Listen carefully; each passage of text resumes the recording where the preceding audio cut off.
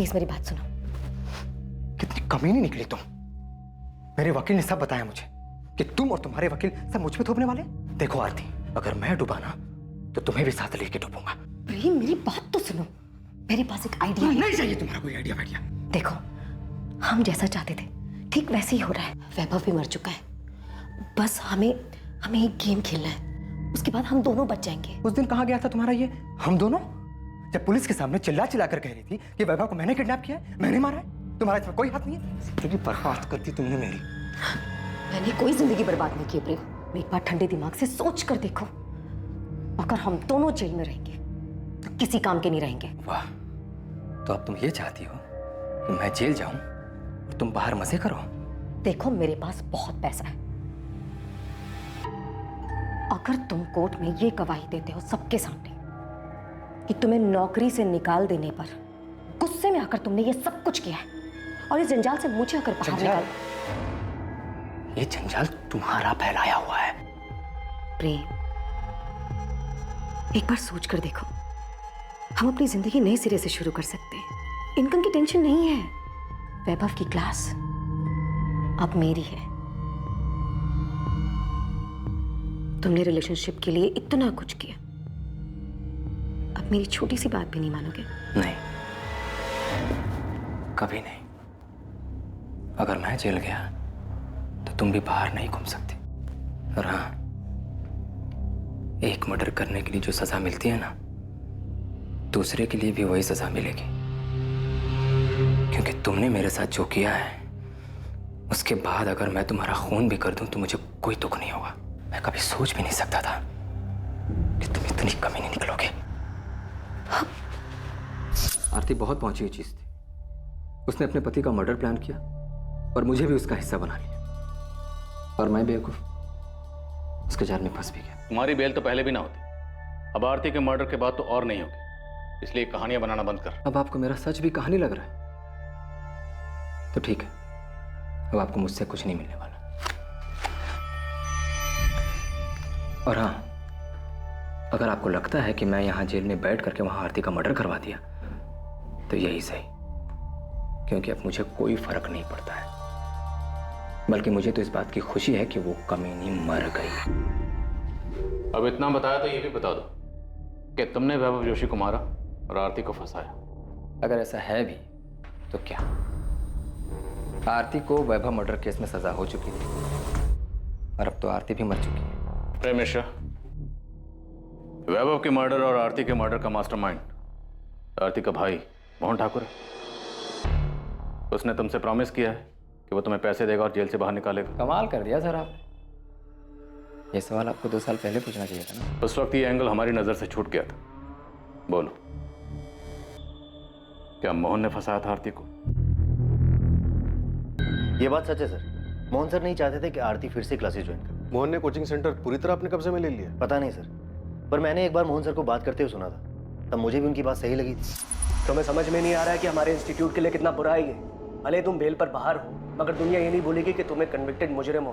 भैया, आपको भी यही लगता है? मुझे क्या लगता है क्या नहीं लगता उससे कोई फर्क नहीं पड़ता है। दुनिया को तो यही लगे ना, एक लड़की जिसने अपने पति को मार दिया वही ये क्लासेस चला रही है। आरती, ये एक इंस्टीट्यूट है, दिस इज बिजनेस। आप अच्छी तरह से जानते हैं कि मुझे फंसाया गया था। मेरी भी एक लाइफ है। हाँ, लाइफ है, मगर कानूनी तरीके से जेल के अंदर। बस भैया, ये क्लास मेरी है और वैभव के बाद उनके शेयर भी मेरे, और आपका शेयर सिर्फ 25% है। सो प्लीज, मुझे ये बताने का आपके पास कोई हक नहीं है कि मैं क्या कर सकती हूं और क्या नहीं।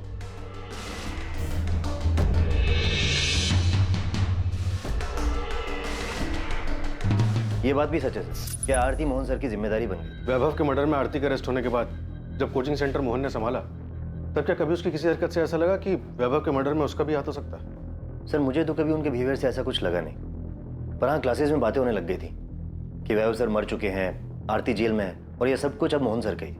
साहब, ये दोनों जिन्होंने आरती को मारा है वाराणसी के तो नहीं, क्योंकि मेरी टीम ने पूरा शहर छान मारा लेकिन कहीं दिखे नहीं। मेरी टीम अभी काम पे लगी है, हो सकता है आसपास की है।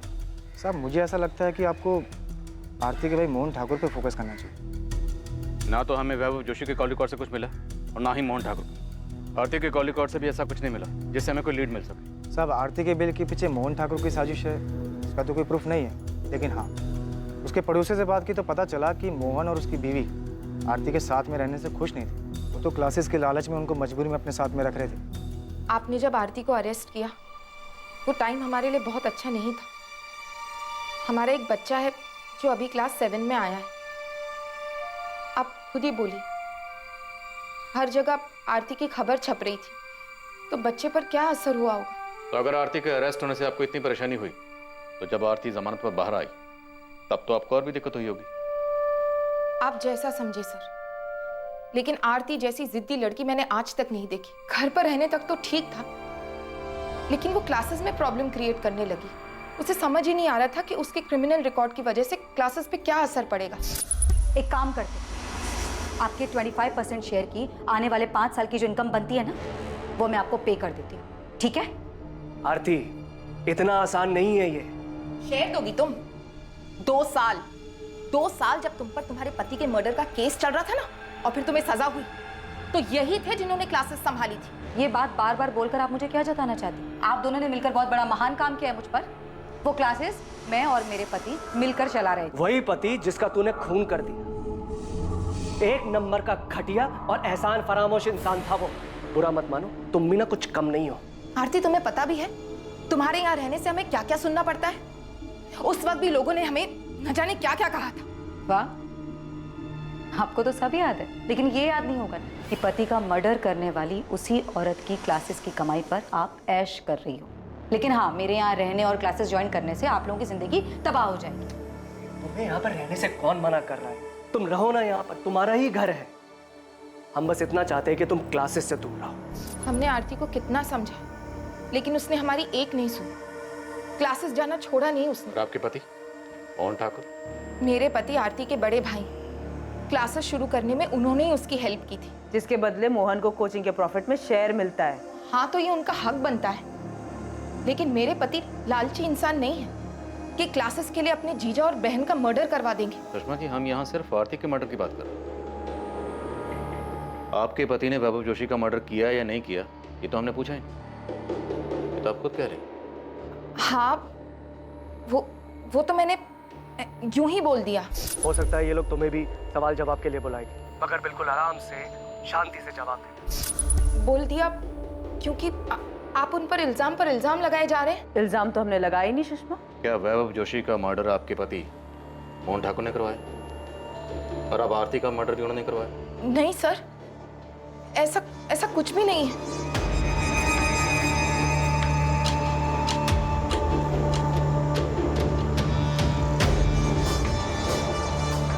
मोहन और सुषमा ठाकुर पर नजर रखो। इस बार शायद हम सही दिशा में।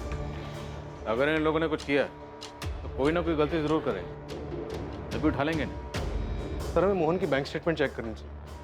अगर उसने सुपारी दी है तो कैश देने के लिए क्लियर को पैसे भी निकाले।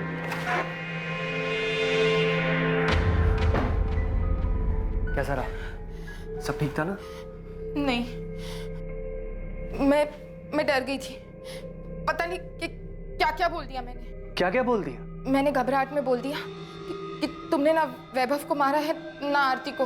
अरे सुषमा, मैंने तुम्हें सब कुछ तो समझा के भेजा था। हे यार।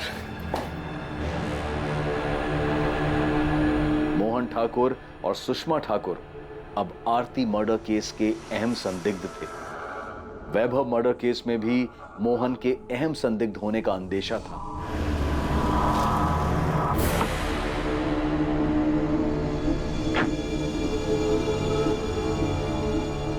प्रेम मिश्रा से भी लगातार अलग अलग तरीके से पूछताछ की गई, इस उम्मीद में कि शायद प्रेम से कोई लीड मिल पाए जिससे वैभव और आरती मर्डर केस में मोहन की भागीदारी का पता चल सके।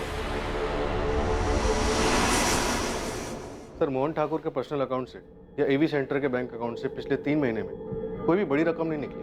पेमेंट की नहीं गई होगी, करने वाला होगा। सर, सुपारी किलर इतने दिनों तक पैसों का इंतजार नहीं करता। कुछ ना कुछ एडवांस तो दिया होगा। पुलिस मकसद और दिशा खोजने की कोशिश कर रही थी, तभी उनके पास एक फोन आया जो आरती मर्डर केस में उन्हें एक क्लू देने वाला था। हेलो, आपको कभी पता नहीं चलेगा कि आरती जोशी की सुपारी किसने दी थी। जानता हूं। तो ये बता कि तूने फोन क्यों किया? ये कंफर्म करने के लिए कि हमें कुछ पता चला है या नहीं चला? ये बताने के लिए कि तुम लोग कातिल के बहुत करीब होकर भी बहुत दूर हो। उस तक इतनी आसानी से नहीं पहुंच पाओगे, जैसे वैभव जोशी मर्डर केस में नहीं पहुंच पाए थे। अच्छा लगा सुनकर कि तुझे सब कुछ अच्छी तरह से पता है, लेकिन फोन करने की जहमत क्यों की? क्योंकि मैं चाहता हूं कि इस बार तुम लोग किलर तक जल्दी पहुंच जाओ। अच्छा लगा सुनकर कि तुझे सब कुछ अच्छी तरह से पता है, लेकिन फोन करने की जहमत क्यों की? क्योंकि मैं चाहता हूं कि इस बार तुम लोग किलर तक जल्दी पहुंच जाओ। बता हमें क्या करना चाहिए? फिर क्लू दे। सिर्फ क्लू नहीं, मैं तुम्हें मर्डर करने वाले का नाम दे रहा हूं, प्रेम मिश्रा।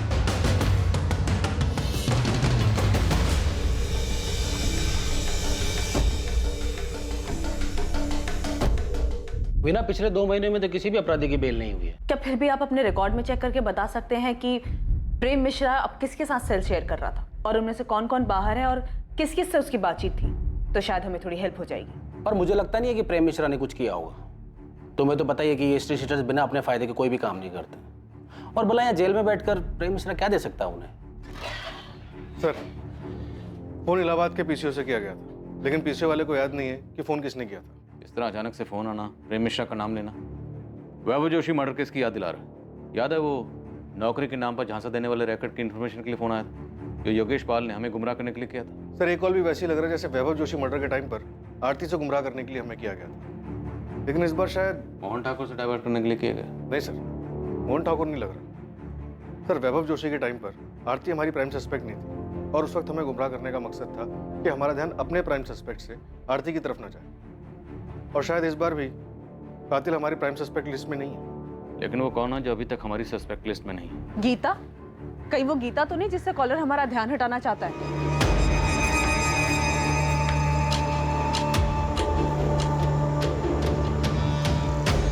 गीता ने वैभव के मर्डर का बदला लेने के लिए आरती का मर्डर कर दिया। सर, गीता और वैभव अफेयर में थे। वो शायद शादी करने वाले थे, लेकिन उसके पहले ही वैभव का मर्डर हो गया। तो जब आरती को बेल मिली तो गीता ने अपना बदला लेने के लिए उसका मर्डर करवा दिया होगा। आरती को बेल किस ग्राउंड पर मिली थी? हेल्थ ग्राउंड पर सर। उसे अर्थराइटिस था। दिसंबर 2018 में आरती को जेल हुई थी। उसके भाई मोहन ने जनवरी 2019 से बेल के लिए ट्राई करना शुरू किया। आरती को फाइनली बेल मार्च 2019 में मिली।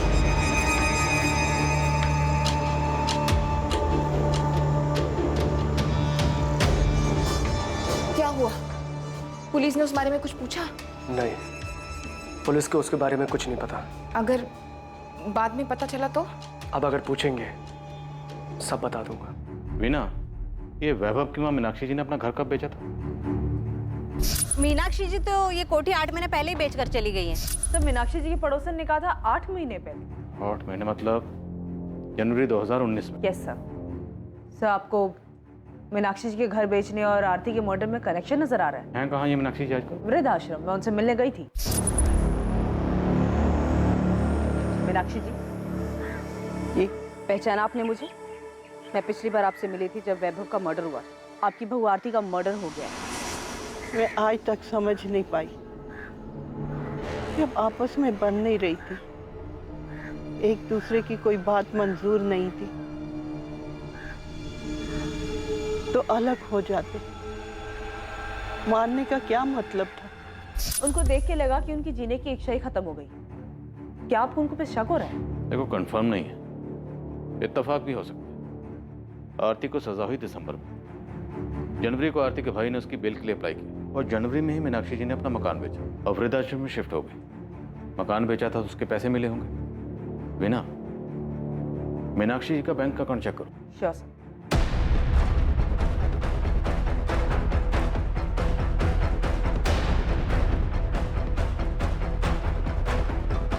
उस्मान, मीनाक्षी जोशी के कॉल रिकॉर्ड्स नहीं है क्योंकि वो फोन यूज ही नहीं करती। सर, बिना फोन के कोई कॉन्टैक्ट प्लेयर को सुपारी कैसे देगा? हम मीनाक्षी जोशी के दामाद किशोर और बेटी पार्वती के कॉल रिकॉर्ड्स देख रहे हैं। उनके दामाद का कहना है कि वो और वैभव पहले दोस्त थे, बाद में रिश्तेदार बने। हम दोनों एक दूसरे के बहुत करीब थे। मैं तो वैभव को तब से जानता था जब हमारा रिश्ता बना भी नहीं था। लेकिन ये पार्वती और किशोर तो मीनाक्षी को देखने तक नहीं जाते। तुम दोनों पे नजर रख, कभी कभी तीर अंधेरे में भी निशाने पर लग जाता। मैं मूर्तिगंज पुलिस स्टेशन से assistant sub inspector Veena Shukla बोल रही हूँ। मुझे एक अकाउंट की डिटेल्स जल्द से जल्द चाहिए। मैं रिक्वेस्ट मेल कर दे रही हूँ, थोड़ा जल्दी कीजिएगा।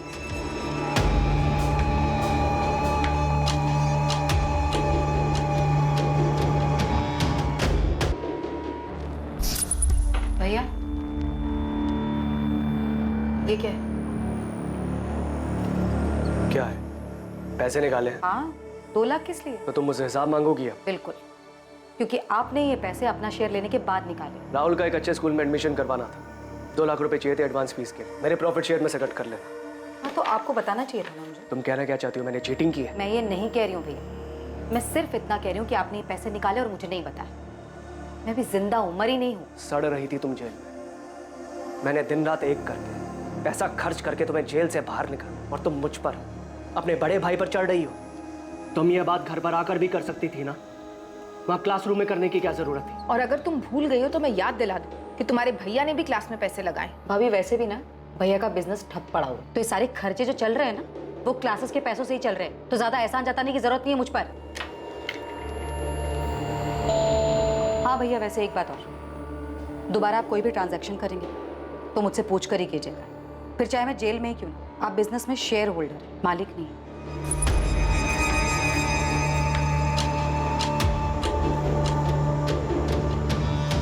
उसी अंधी गली से आरती जोशी मर्डर केस का आखिर में रास्ता खुलने वाला था। पुलिस ने अंधेरे में जो तीर चलाया था, वो तीर आरती मर्डर केस में निशाने पर लगा था। लेकिन इस सफलता से पहले एक उससे भी बड़ी सफलता इस केस में सामने आने वाली है। आसमान बोल, पार्वती और किशोर का कुछ पता चला? सर वहाँ कुछ मिले या ना मिले, या 2 पंटर मिले, ये वसीम बेग और बिलाल कुरैशी। कौन है ये दोनों? मैडम ने आप लोग को बुलाया है।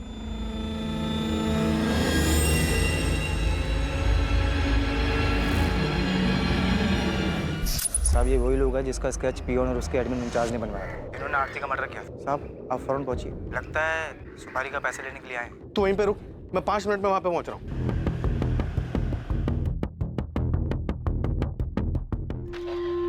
सर, आपका शक सही था, काफी घुमाकर प्लानिंग की गई। मीनाक्षी जोशी के अकाउंट से पैसे दिए गए? नहीं सर, लेकिन घर बेचने के बाद की कहानी कुछ और है, जो हमसे छुपाई गई। हमसे चूक हो गई सर, हमने सिर्फ मोहन का अकाउंट चेक किया, लेकिन घर बेचने के बाद मीनाक्षी जी को 55 लाख रुपए मिले, जिसमें से 40 लाख रुपए उन्होंने पार्वती के अकाउंट में ट्रांसफर किए। ये किशोर और पार्वती तो कुछ और ही कहानी सुना के गए थे। उन्होंने तो कहा था कि मीनाक्षी जी ने घर बेचने के बाद उन्हें कुछ नहीं दिया। हमसे झूठ बोल रहे थे वो दोनों। घर बेच दिया, सारा पैसा अपने पास रख लिया, मुझे एक फूटी कौड़ी तक नहीं दी। पार्वती और किशोर कुछ ज्यादा ही ओवर एक्टिंग कर गए। सर उनको तबीयत से तोड़ते हैं, सारी एक्टिंग निकल जाएगी। Sir 102 number.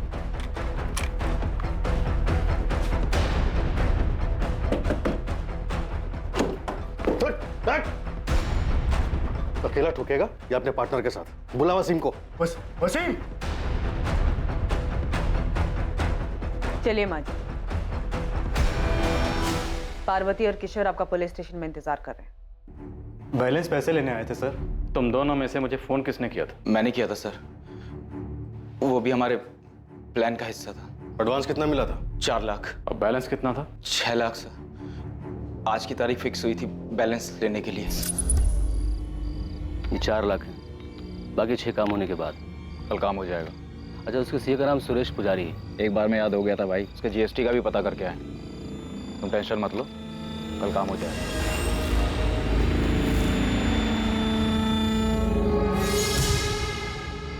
कल हो जाएगा माँ। कह दिया उसे कि उसे भी उतना ही दर्द होना चाहिए जितना मेरे बेटे को हुआ था। उसे दर्द होगा, वैभव से ज्यादा दर्द होगा उसे। आरती को मारने की प्लानिंग आपने जनवरी में शुरू कर दी थी। मैं पहले ही मारना चाहती थी, लेकिन जनवरी में पक्का कर लिया था। आज फिर कोर्ट में उसकी बेल की सुनवाई है माँ। बस उसे बेल जल्दी मिल जाए। देखिए, लगता तो इस बार जल्दी मिल जाएगी। आप यहाँ क्या कर रही हैं? आप क्या चाहती हैं आप? तुम तो शुरू से ही कहती रही कि तुमने वैभव को नहीं मारा। बस मैं ये जानना चाहती हूँ, सच क्या है? माँ, मुझे आपसे कुछ नहीं चाहिए, मैं आपके पास नहीं आऊंगी। जैसी तुम्हारी मर्जी। बस मैं तो ये जानना चाहती हूँ कि तुमने वैभव को मारा है। बोल बेटा, तुमने ही मारा है ना? हाँ, मैंने मारा वैभव को, क्योंकि वो अपने घटियापन और अपनी गंदी चीजों से बाज नहीं आ रहा था। 5 सालों में जो दर्द और जो तकलीफें उसने मुझे दी है, वही दर्द मैं उसे देना चाहती थी। हाँ, मैंने मारा है आपके बेटे को, क्योंकि मैं आपके बेटे से नहीं बल्कि प्रेम मिश्रा से प्यार करती हूँ। पर तूने मुझे पहले कभी कुछ बताया क्यों नहीं? मैं अपने बेटे से बात करती, वो तेरे रास्ते से हट जाता और तू अपनी जिंदगी जी मैं लेती। और उसे छोड़ना नहीं चाहती थी, मारना चाहती थी। मैं ये घर बेच दूंगी और वृद्धाश्रम चली जाऊंगी और वहां पे तुम दोनों में से कोई भी मुझे मिलने नहीं आएगा। और इस तरह किसी को मुझ पे भी शक नहीं होगा और तुम लोगों पे भी नहीं होगा। उन पैसों से मैं आरती को मरवाऊंगी। मार दिया मैंने उसे, मार दिया। उसे वही दर्द दिया जो उसने मेरे बेटे को दिया था। मैं कबूल करती, ये सब मैंने अकेले किया है। इसमें मेरी बेटी और दामाद का कोई लेना देना नहीं। मीनाक्षी जी, कानून किसी की मर्जी या खुशी के लिए काम नहीं करता। आरती के मर्डर के लिए इन दोनों को भी सजा होगी। देखिए, मैंने जो कुछ भी किया मुझे इस बात का कोई अफसोस नहीं। मैं अपना जुर्म कबूल करता हूँ। मुझे भी कोई अफसोस नहीं है। अपने बेटे की मौत का बदला लेके खुश हैं आप? हाँ, मुझे बदला लेना था। उसने मेरे बेटे को मारा, मैंने उसकी जिंदगी खत्म कर दी। मीनाक्षी जी, आपने सिर्फ आरती की जिंदगी खत्म नहीं की, बल्कि अपनी बेटी और दामाद की जिंदगी भी खत्म कर दी। मोहन और सुषमा को डर था कि बेटे के एडमिशन के लिए निकाले गए 2 लाख रुपए कहीं उन्हें बेवजह आरती मर्डर केस में ना फंसा दे। प्रेम मिश्रा और उसके दोनों साथी वैभव मर्डर केस में जेल में सजा काट रहे हैं। किशोर राजपूत, बिलाल कुरैशी, वसीम बेग, पार्वती राजपूत और मीनाक्षी जोशी को आरती मर्डर केस में बुक किया गया है। कोई ये कैसे सोच सकता है कि किसी की जिंदगी खत्म कर देने से रिश्तों में आई इन दूरियों का समाधान हो सकता है? ऐसे घिनौने विचार सिर्फ एक रिश्ते से छुटकारा पाने के लिए दिमाग में पनप भी कैसे सकते हैं? और ऐसे विचारों को कोई कैसे स्वीकार कर सकता है? आखिरकार वैभव की हत्या से आरती को क्या हासिल हुआ? और बदले की भावना से आरती की हत्या करके मीनाक्षी जोशी, उसकी बेटी और दामाद को क्या मिल गया? हत्या किसी झगड़े का हल नहीं हो सकती और ना ही किसी मुसीबत का अंत हो सकती है, बल्कि ये मुसीबतों की शुरुआत होती है जिसका अंत बहुत ही नुकसानदायक और दर्दनाक होता है। सही और आसान उपाय यही है कि अलग हुआ जाए और अपनी जिंदगी अपनी मर्जी से आगे बढ़ाई जाए। अब मैं अनूप सोनी आपसे विदा लेता हूं। कल रात 11 बजे आपसे फिर मुलाकात होगी एक और नए केस के साथ। और याद रखें, क्राइम और आपके बीच में सिर्फ इतना फर्क है कि आप कितने सतर्क हैं। सतर्क रहें, सुरक्षित रहें, नकारात्मक विचारों से दूर रहें और अच्छे विचारों को जगह दें। जय। सर, मैं इस कोचिंग का एडमिन इंचार्ज हूँ, चंदर सक्सेना। सर, 2 लोग आए थे। उन्होंने बोला कि वो सीए फर्म से आए हैं और उन्हें आरती मैडम से जीएसटी के बारे में कुछ बात करनी है। जीएसटी के बारे में बात करनी, टैक्स फाइल करने में कुछ प्रॉब्लम आ रहा है। हाँ, तो मुझे बता दीजिए, मैं यहाँ का एडमिन इंचार्ज हूँ। सुरेश जी की बात हो गई है मैडम से, आप बस उन्हें इन्फॉर्म कर दीजिए। ठीक है, आप बाहर रिसेप्शन पे वेट करिए, मैं उनको बताता हूँ जी। और सर, फिर मैंने चिट लेकर राम सेवक को भेजा कि वो आरती मैडम को जाके इन्फॉर्म कर दे। फिर मैडम ने पर्ची पढ़ी और उन दोनों को अंदर भेजने के लिए कहा। और वो लोग मर्डर करके ऐसे निकल गए? किसी ने कोई आवाज़ नहीं सुनी? आरती के चीखने की भी कोई आवाज़ नहीं आई? नहीं सर। साहब, मैंने उन दोनों को जाते हुए भी देखा और मुझे लगा मीटिंग खत्म हो गई होगी। मुझे लगा ही नहीं कि वो कातिल थे और आरती मैडम का खून कर चुके थे। वो तो जब मैं उनके केबिन में चाय देने गया तो देखा कि वो कुर्सी पर मरी पड़ी है। भेजा, पर तुम्हारी आरती से बात हुई थी ना कि जीएसटी को लेकर कुछ क्या? कोई बात नहीं हुई। सर, मैंने आपसे कहा था ना, मेरे सीए ने किसी को नहीं भेजा। मेरी भी अपनी सीए सुरेश पुजारी से बात हुई, ना तो उसने आरती से कोई बात की थी, ना उसने किसी को भेजा। तो कौन हो सकता है जो सीए के ऑफिस का बहाना करके आरती से मिलने आया और उसे मारकर चला गया? मुझे कैसे पता होगा सर? मेरी बहन को कोई मार के चला गया। मेरे लिए यही मानना मुश्किल हो रहा है अभी। 6 महीने पहले ही सेंट्रल जेल से बेल पे बाहर हुई और अब इसका मर्डर हो गया। सर, शायद वैभव जोशी मर्डर केस की फाइल हमें वापस खोलनी चाहिए। ये प्रेम मिश्रा अभी भी जेल में ही है ना? यस सर, उसने बेल के लिए अप्लाई किया था पर कोर्ट ने रिजेक्ट कर दिया। वो अभी भी सजा काट रहा है। अरे मिश्रा, वो तेरी जोड़ीदार आरती जोशी, मर्डर हो गया उसका।